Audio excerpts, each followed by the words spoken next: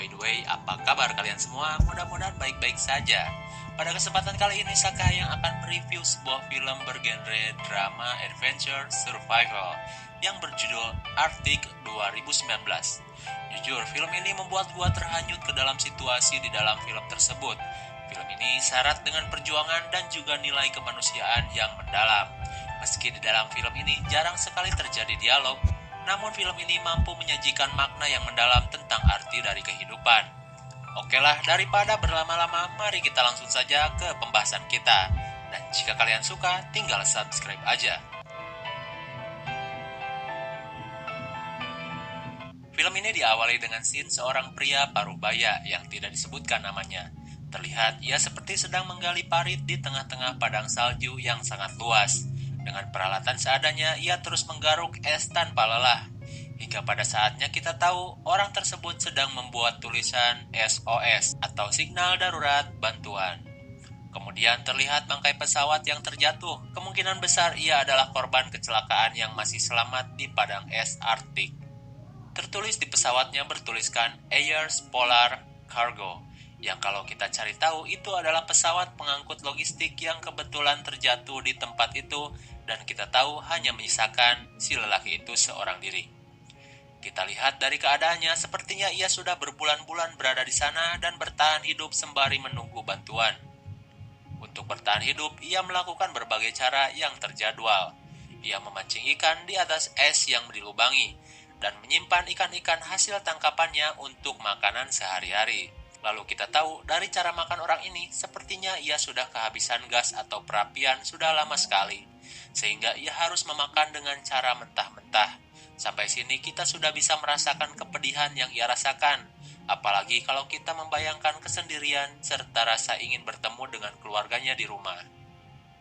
Kemudian ia pun selalu melakukan rutinitas mengirim transmisi terjadwal dengan cara memutar generatornya untuk mendapatkan sinyal yang bisa saja ada pesawat lewat dan menemukan sinyal darinya. Kegiatan itu ia lakukan setiap hari tanpa lelah dan putus asa. Sesekali ia melihat keadaan sekitar yang seluruhnya kita lihat hanyalah es yang tak berujung. Kemudian ketika tertidur ia melepaskan alas kaki dan terlihat jari kaki yang beberapa sudah hilang. Menandakan ia pernah memotong jari kakinya karena terkena frostbite atau penyakit dingin yang membuat bagian tubuh mati dan membusuk. Lalu sesekali ia sering mengunjungi sebuah batu dan membersihkan batu itu, yang kita tahu itu mungkin adalah teman atau bahkan orang terdekatnya yang mati dan dikubur di sana. Lalu ia mengucapkan kata, "Sampai jumpa besok lagi." Sepulangnya dari makam, ia kembali mengecek hasil pancingannya. Kemudian ia kaget, peti ikan simpanannya kian terkoyak. Lalu ia mengerti bahwa beruang kutub sudah mulai mengarah ke kawasannya. Ia pun panik dan berlari masuk ke dalam pesawat. Dan kini ia tahu ia harus lebih berhati-hati dengan serangan beruang kutub yang bisa saja tiba-tiba berada di belakangnya, karena beruang kutub memakai gili berwarna putih. Lalu kembali ia melakukan transmisi, dan benar saja, dari kejauhan, ia melihat seekor beruang kutub yang besar. Berhari-hari kemudian, keajaiban pun datang. Ketika di detik-detik akhir ia akan berhenti memutar transmisi, tiba-tiba ia mendapatkan sinyal. Dan sepertinya ada pesawat yang lewat. Hanya saja, kebetulan sekali cuaca sedang badai.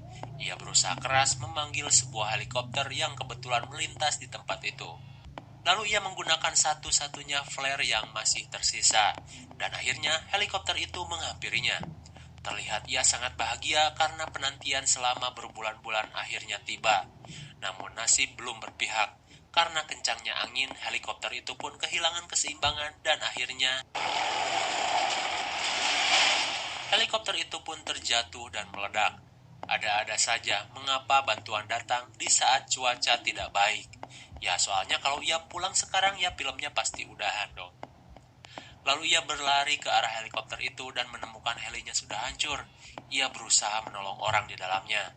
Dan terlihat pilotnya tidak selamat dan mati di tempat. Namun ada satu orang co-pilot yang terlihat masih selamat namun dengan luka robek di perut yang cukup dalam.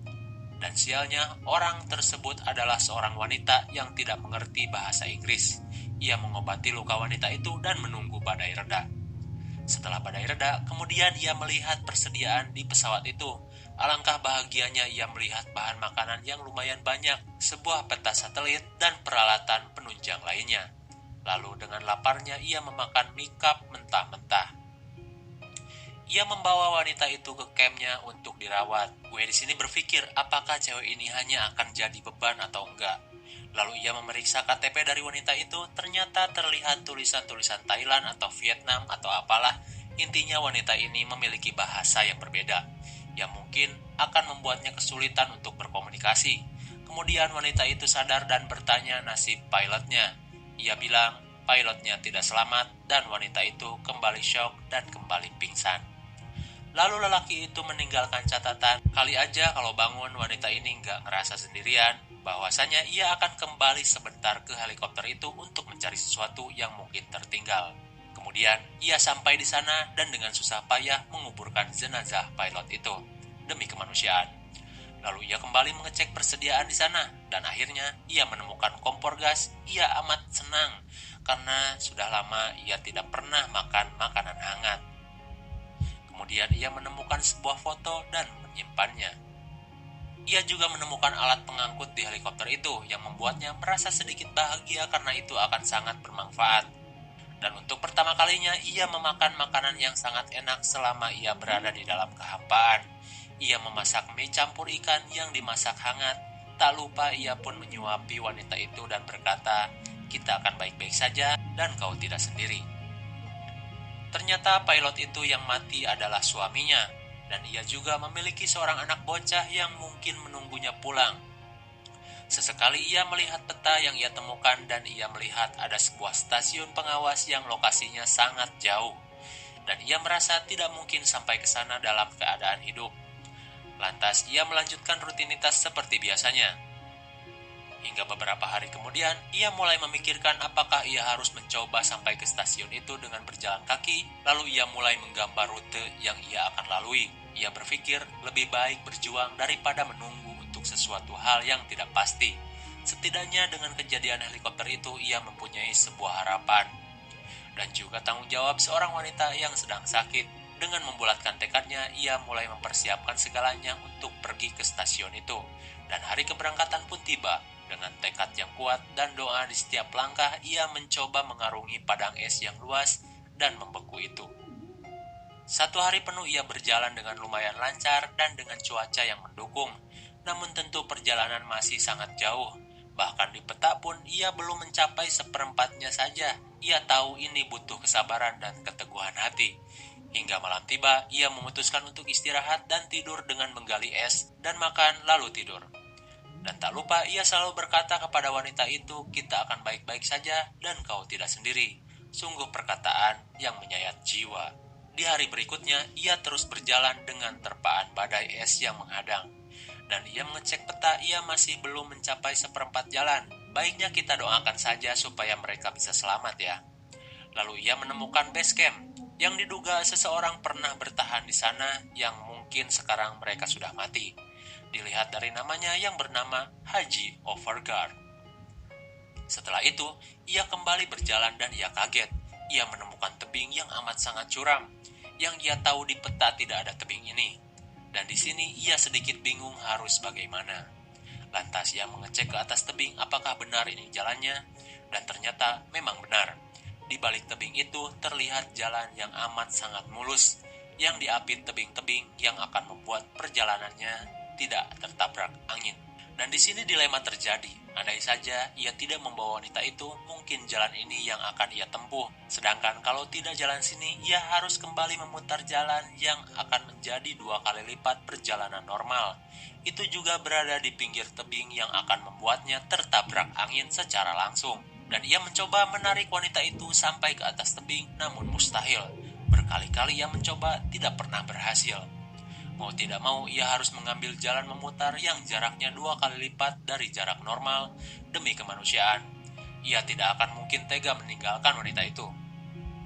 Hingga ia sampai di sebuah lubang gua yang kecil dan beristirahat di sana. Namun bahaya pun datang, muncul suara aneh dari luar, seperti binatang buas yang diduga adalah beruang. Namun tiba-tiba si wanita itu batuk dan membuat si beruang itu mendengarnya dan berusaha merangsek masuk. Di tengah kepanikan situasi itu, ia berusaha mengusir beruang tersebut menggunakan flare yang ia temukan 2 biji di helikopter dulu. Dan untung saja beruang itu kabur. Ia pun merasa lega dan menangis. Ia pikir hidup mereka akan berakhir di sana menjadi santapan beruang. Di keesokan harinya, ia melanjutkan perjalanan. Mereka kembali diterpa badai yang hebat, karena memang jalur itu memang jalur angin, dan mereka berlindung sampai badai reda. Di tengah keputusasaan dan tangan yang kian menghitam, tanda akan terkena frostbite, ia terus melangkah sembari menyeret wanita itu, hingga pada akhirnya kondisi wanita itu sudah sangat sekarat. Dan juga perbekalan yang sudah mulai habis karena jalur yang menjadi tidak sesuai perkiraan. Wanita itu mengalami infeksi di perutnya, dan ia mengira wanita itu tidak akan bertahan. Ia meninggalkan foto itu bersama wanita tersebut. Dengan berat hati, ia harus meninggalkan wanita tersebut. Di sisi lain, ia juga merasa berdosa. Ia merasa wanita ini bisa sampai seperti ini karena berusaha menolongnya dulu. Tapi apa mau dikata, ia harus melanjutkan perjalanan, namun sesuatu terjadi. Ia terperosok ke dalam sebuah goa yang tertimbun salju, dan tersadar kakinya masuk ke sela-sela batu dan terjepit. Ada-ada saja, sudah lepas beban, kali ini kakinya harus terjepit. Ia mulai frustasi dan menangis. Ia merasa sudah tidak tahan lagi, namun ia tidak menyerah dan mengerahkan kekuatannya untuk menarik kakinya secara paksa sampai sobek dan hampir patah. Gua kira bakalan berakhir kayak film 127 Hours. Kembali ke filmnya, ia berusaha keluar dari gua itu dan kembali memutar. Ternyata ia menyadari bahwa wanita itu belum mati. Dan untuk pertama kalinya, wanita itu berbicara halo. Ia merasa menyesal karena pernah terfikirkan untuk meninggalkan wanita itu, padahal ia tahu wanita ini dulu pernah mencoba menyelamatkannya. Lalu ia kembali bertekad dan menguatkan hati bahwa ia tidak akan pernah meninggalkan wanita itu, dan kembali membawanya dengan kaki yang hampir patah. Sampai di tengah perjalanan, ia kembali melihat peta dan ternyata, oh my god, baru sampai segitu doang, masih jauh dan rasanya mustahil bisa sampai dengan selamat melihat kondisi yang kian lemah. Kemudian ia kembali berusaha, dan kali ini ia mencoba membuang barang-barang untuk meringankan beban, karena ia menemukan tanjakan. Ia naik untuk melihat keadaan meski dengan susah payah, dan ketika ia sampai di atas, terjadi sebuah keajaiban. Ia melihat ada helikopter yang kebetulan melintas dan mendarat di depan sana. Ia rasa ini satu-satunya kesempatan. Lantas ia bergegas mendorong wanita itu untuk bisa sampai ke atas dengan menggunakan kekuatan yang tersisa. Ia berteriak dan menyalakan flare yang hanya tersisa satu. Namun anehnya, heli itu tidak kunjung melihatnya. Heli itu akan kembali pergi, dan flare sudah mulai padam. Lantas ia membuka jaketnya dan membakar jaketnya untuk menambah durasi api. Ia sudah tidak peduli kedinginan, karena ia rasa ini adalah satu-satunya kesempatan. Lalu helikopter itu pergi, ia menangis sambil memegang wanita yang sekarat itu. Dan tetap memberinya semangat, kita akan baik-baik saja, kau tidak sendirian. Sampai mereka pingsan di sana sambil berpegangan tangan. Namun, beberapa saat kemudian muncul suara yang mulai mendekat. Ternyata di belakang mereka sudah ada helikopter yang datang, dan film pun berakhir. Tenang-tenang, emang gua juga sama agak sedikit jengkel ya. Kenapa gitu sih sutradara nggak bikin durasi 5 menit lagi aja buat liatin ke penonton bahwasanya mereka sudah dibawa ke rumah sakit dan bertemu keluarganya. Jadi kekhawatiran kita bisa sedikit terobati. Namun mungkin dengan diliatin heli datang juga kita pun udah bisa nebak mereka akan selamat. Tenang aja. Ya, so far film ini keren sih. Meski dengan pemeran yang minim dan dialog yang minim, namun kita bisa diajak langsung terbawa suasana penderitaan yang dialami pria tadi. Dan film yang syarat arti kehidupan ini membuat kita lebih bisa menghargai kehidupan. Orang yang dengan kondisi pahit seperti mereka masih berjuang untuk hidupnya dan juga keluarganya. Juga ikatan kemanusiaan yang mendalam di film ini, yang di dalam kondisi sesulit apapun si lelaki itu tidak meninggalkan wanita yang jelas-jelas membebaninya. Karena ia tahu namanya balas budi. Wanita itu jatuh gara-gara menolongnya, dan ia harus bisa menolongnya. Itulah manusia yang tahu artinya balas budi. Ia tidak pernah berpikir meninggalkannya di tebing karena jalur di balik tebing yang sangat mulus. Ia rela berkorban dengan memilih jalan memutar untuk bisa menyelamatkan wanita itu. Mungkin segini saja review film Arctic dari Saka Hayang. Jangan lupa like, share, dan subscribe supaya kalian tidak ketinggalan jika ada video